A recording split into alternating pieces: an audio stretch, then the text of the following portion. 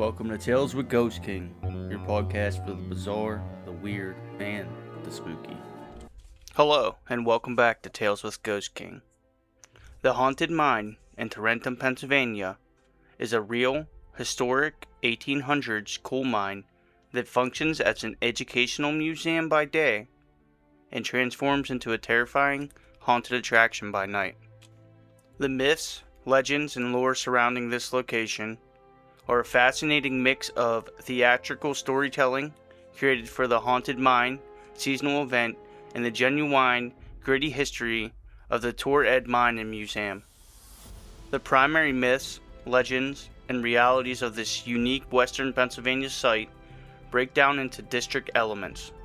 The backbone of the modern ghost lore at the property centers around the fictionalization mythology of Lewis W. Hicks, an exaggerated character based loosely on historical regional mining families. According to the attraction's deep-rooted legend, Lewis Hicks was a ruthless, power-hungry businessman who became obsessed with the occult. Driven mad, he began collecting outcasts, convicts, and drifters, forcing them into brutal labor deep inside his mines. He eventually began performing dark, twisted experiments on his captive workers. The lore states that Hicks died, but was cursed to roam the property forever. The tormented souls of the people he enslaved are allegedly trapped 160 feet below the Earth's surface, seeking vengeance on Hicks or anyone foolish enough to enter their tunnels. The attraction's physical layout builds upon this horror myth, taking visitors through a story that blends historical settings with supernatural themes. Visitors start above ground, exploring the Hicks Manor and the caretaker's cabin, where the early signs of Hicks' descent into madness are showcased through floating furniture and dark artifacts. This serves as the backstory transition point representing the laboratory where Hicks supposedly mutilated his victims before throwing them into the shafts.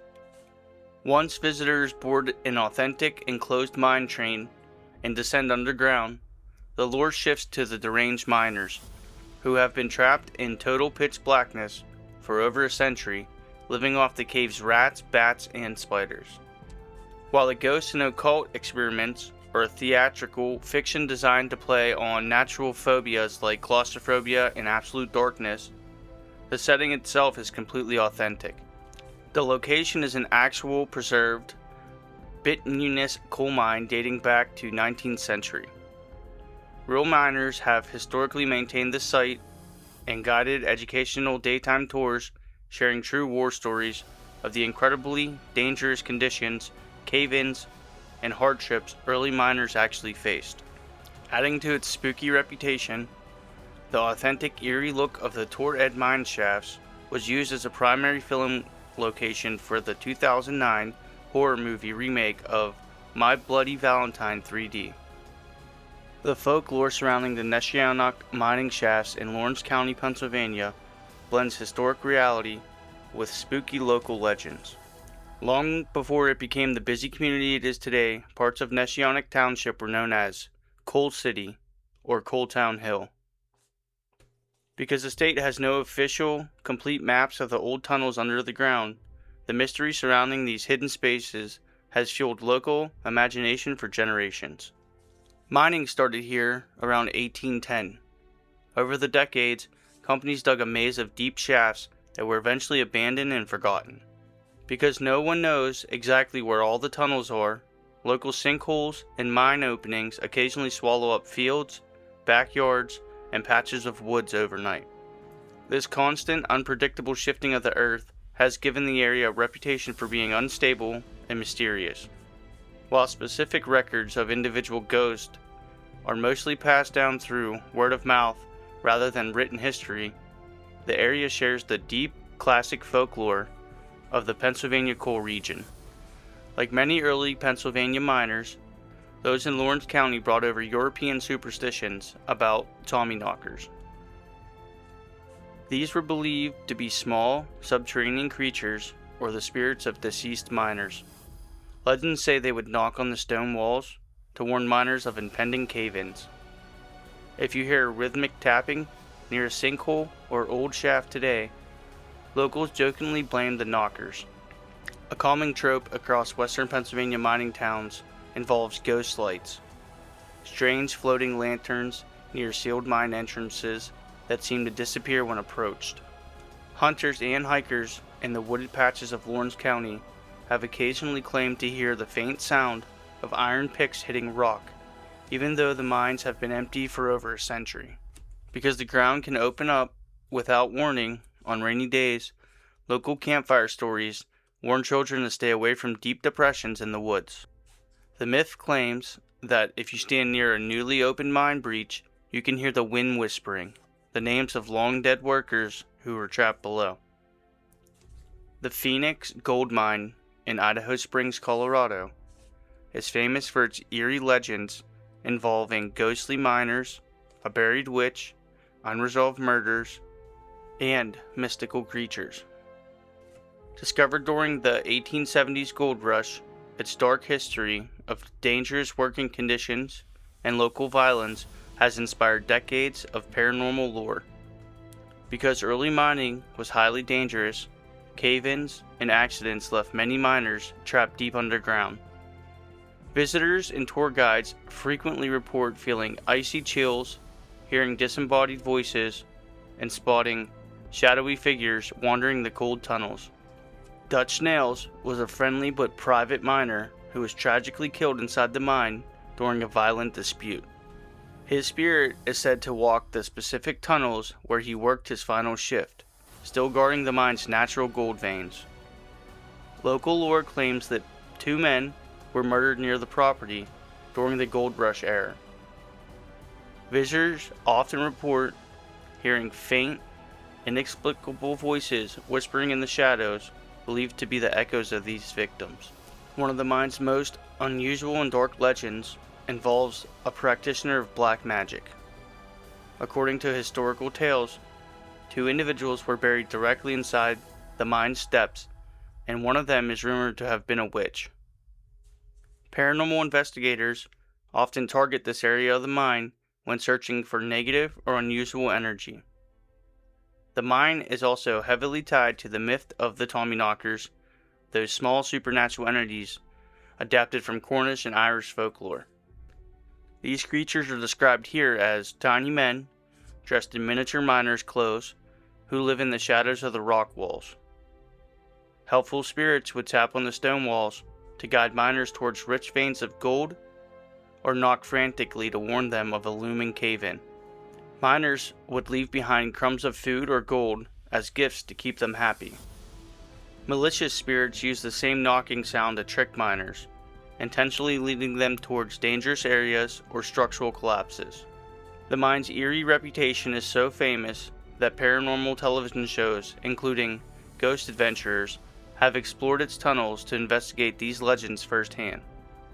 Today, travelers can brave the tunnels on historic tours run by the Phoenix Gold Mine to experience the spooky atmosphere for themselves.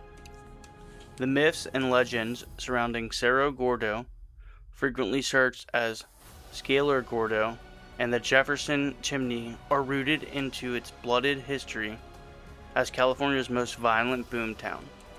Perched high in the Inyo Mountains overlooking the Death Valley region, this 1860s silver mining camp was a lawless frontier where miners allegedly slept surrounded by sandbags to block stray bullets. Today, the site's modern revival on YouTube's Ghost Town Living channel has renewed fascination with its dark folklore. Because the town lacked a church, a school, or a jail, but boasted plenty of saloons and brothels, it averaged at least 1 murder per week during its peak. This violent past has fed 3 primary ghost legends. The town's most famous apparition was a local woodcutter, murdered in a dispute inside a nearby mine. Visitors and caretakers frequently report seeing his shadowy figure looking out of the back left window of the historic American Hotel. In 1893, William Crapo killed a man in the street after a political argument and fled into the labyrinth of the mines. He was never seen alive again. Legend says he died deep underground and ghosts are still seen wandering near his old cabin site.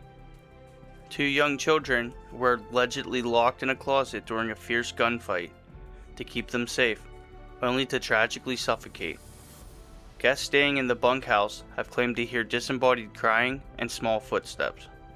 The Jefferson Chimney is a massive chimney-like geological formation that was packed with incredibly rich silver ore. While it was the most profitable vein in the mine, it is also the centerpiece of Cerro Gordo's darkest legend. For 150 years, folklore claimed that a catastrophic 1870s cave-in at the 200-foot level trapped between 8 and 35 Chinese miners alive. Because the rockfall was so severe, the shaft was sealed, turning the Jefferson Chimney area into a massive underground tomb. Recent historical investigation and subterranean exploration by the town's current owner, Brent Underwood, challenged this long-held myth. Old newspaper records from 1899 revealed that while a cave-in did occur, some bodies were actually recovered years later in an almost perfectly preserved state due to the dry, mineral-rich environment. Magma Mine and Tombstone. The underground worlds of Arizona's historical mining operations are home to some of the state's most chilling ghost stories, heavily tied to the tragedies of the Old West. While surface cowboy gunfights get the most fame, the real dangers unfolded hundreds of feet below the earth. Deep within the Magma Mine, and Superior in the massive network of abandoned shafts beneath tombstones, countless miners lost their lives to cave-ins, toxic gas, and sudden floods. These harsh environments birthed legendary tales of spirits that refused to leave the dark. The Magma Mine, located in Superior, Arizona, transitioned from a rich silver strike to a massive copper operation in the early 20th century. Because deep hard rock mining was incredibly dangerous, generations of workers passed down stories of a legendary resident ghost. According to lore, a miner was involved in a horrific underground accident that sliced his body in half. While the upper half of his body was recovered, his lower legs were never found. Shortly after, miners began reporting a pair of empty, white rubber mining boots walking or floating completely on their own along the rail tracks in dark drifts. The spirit is said to endlessly wander the lower levels of the mine, searching for its missing body. Over time, mine supervisors and veteran workers heavily used the terrifying tale of white boots to scare younger miners into strictly following safety rules. Beneath the tourist-filled streets of modern Tombstone lies a completely separate world of flooded tunnels and collapsed passages stretching for miles. In the 1880s, miners struck the water table, creating a soggy, deadly maze that claimed far more lives than any cowboy shootout. This intense trauma left behind eerie legends. Local lore says a miner named the Swamper spent years digging his own secret tunnel beneath Big Nose Kate's saloon to hide his silver stash. His ghost is still rumored to protect his hidden treasure down in the dark shafts. Visitors and ghost hunters near sealed mine entrances frequently report hearing faint, rhythmic pounding and distant dynamite blasts coming from deep underground, even though those shafts have been closed for over a century. Multiple independent accounts describe seeing figures dressed in late 1800s work clothes. These phantoms appear entirely covered in dust, carry rusty tools, and look completely disoriented before vanishing into thin air. One of the most common physical phenomena reported near Tombstone's historical mining zones is a sudden drop in temperature. Air can instantly turn freezing cold, even in the middle of a blazing 100-degree Arizona summer. That's all we have today for Haunted Mines. Be sure to check back every Thursday for Tales with Ghost King. As always, thanks for listening.